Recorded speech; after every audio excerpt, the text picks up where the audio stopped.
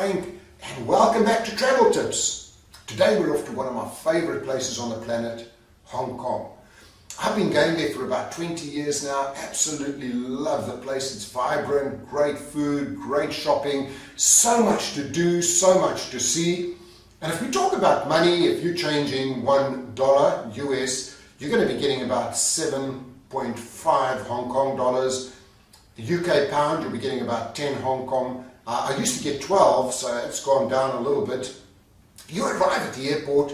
The airport is fantastic. It's really, really modern, pretty easy to get through. The immigration process is fantastic. And if you now want to get into the city, either Kowloon or you're going to be staying in the central district, you could take a taxi. It's going to be a little bit expensive and it's going to take a long time. What I'd rather suggest is get the luxury train in. It's going to be costing you around £10 or about $12 or $13. It's very fast. Get onto it. There's 3 stops, the 2 main stops being Kowloon and the other one going right down into the central area. By the way, talking about taxis, taxis are cheap, but sometimes they don't understand English. They're like old big boats, big old taxis. They are fast. And they're really, really efficient, but you will sometimes find yourself sitting in traffic. So what I say to everybody is, if you're going to Hong Kong, use the MTR or the tube. It is modern, it is wonderful, it is clean, it is organized, and almost every 2 minutes there's a train. You can get anywhere in Hong Kong using the MTR. It's really, really organized, works really, really well. The tipping, expect to be paying about 10% for tips there in restaurants, and if you're in a hotel, pay them 10 or 20 Hong Kong dollars for carrying your suitcase or doing the normal kinds of things in the hotel. Now the culture is Chinese, and Chinese are quite pushy. If you're going to get on a train, don't expect it to be like England where you'll stand pretty formally in a line. No, everybody just goes and pushes. And it's the one who pushes hardest who will get into the train when it's pretty crowded. I'm pretty big, so I push my way in there. So expect no niceties. It's boom, whoever gets in first, that's how it all works. The hotels are fantastic.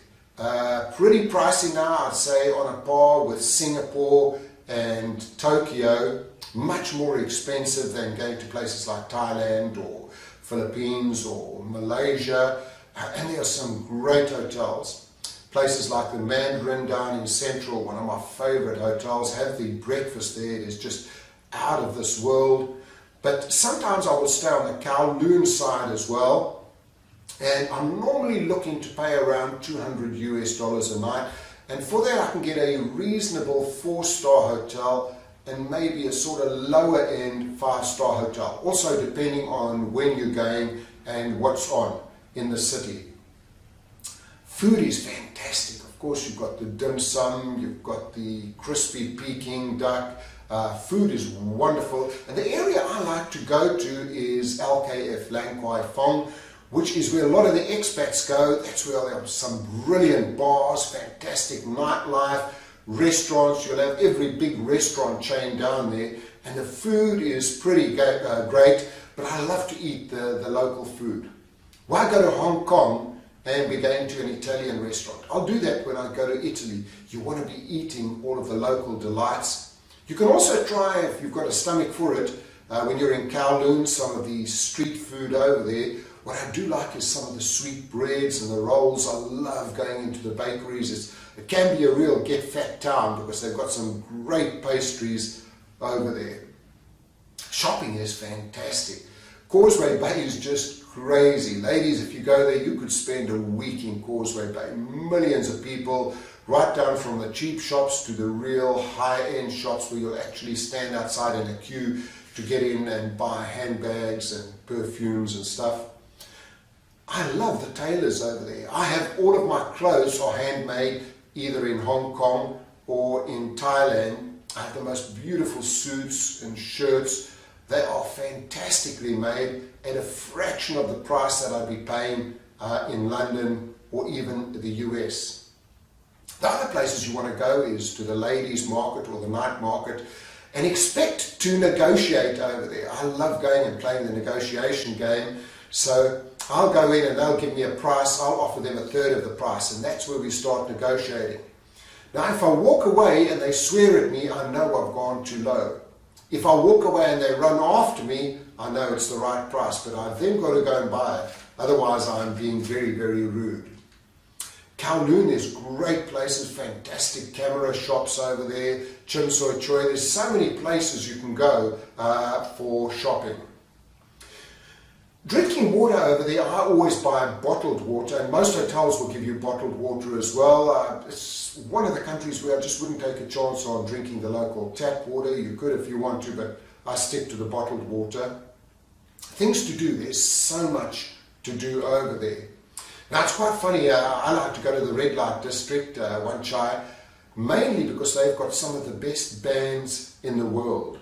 So my two favorite clubs is Amazonia. I love going to Amazonia, and the other one is Joe Bananas. Incredible bands, fantastic music, love going over there.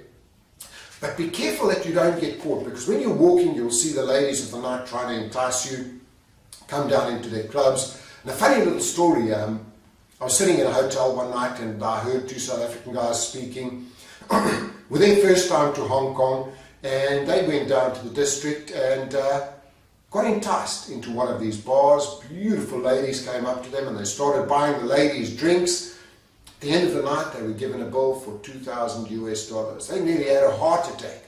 They wanted to argue and two big bouncers came down and they had to pay it, and you can get ripped off. So be very careful at some of those places in Wan Chai. But so many other places to go. You've got to do the red bus tour, the hop on hop off tour. We did that, it was great, we had an incredible time, we saw so much of Hong Kong. It's really easy to do. What are the other places you can go? Of course the Peak District, go to the Peak. Victoria Harbour is great, and I would say to everyone, do the one-day tour that takes you on the cable car. You go to the giant Buddha, and you then go down to the little fishing village. I'm trying to think of the name, I think it was called Tai O, the fishing village, where you see how the locals still live. That's wonderful. Victoria Harbour, as I've said there, Lantau Island, and now you have Disneyland there as well. You've got Ocean Park. There's so much to see and do in Hong Kong. Business-wise over there, business is pretty formal. Be on time. Don't be late for an appointment, and the Chinese work really, really hard. So many of the people that I know that work there, the locals, will work till 11 o'clock at night. Also, business is pretty direct. What I've just discovered of the 20 years of working over there, be polite with them, a little bit of small talk, but then go straight into it, and they will be pretty direct with you. So expect that. What I also like about them is they will say yes or no. They will make a decision. Not like from one of the Arab countries, they won't make a decision and then the last moment phone me and say, we want you to come over and speak to us. So it's a great place to go, easy to get around, pretty safe to go anywhere. You've got to try all of the local foods, try all of the local delights, and go to all of the different districts over there. I buy a lot of my gadgets at a place called Golden Centre, which is where all of the locals go, and I'll pay about 50% of what I'd pay for any other kind of laptop, computers or gadgets in the UK or the US. I always try and go and be where the locals are. I like to go into the restaurants and eat with the locals, and I'll even try some of the street food. You have to have a stomach for that. But as I say, some of those sweet buns, oh man, they are just beautiful. So I've been going there for 20 years. I'll keep going over there as long as I can. I love the place. If you get the opportunity, go over to Hong Kong. Hey, this is Frank.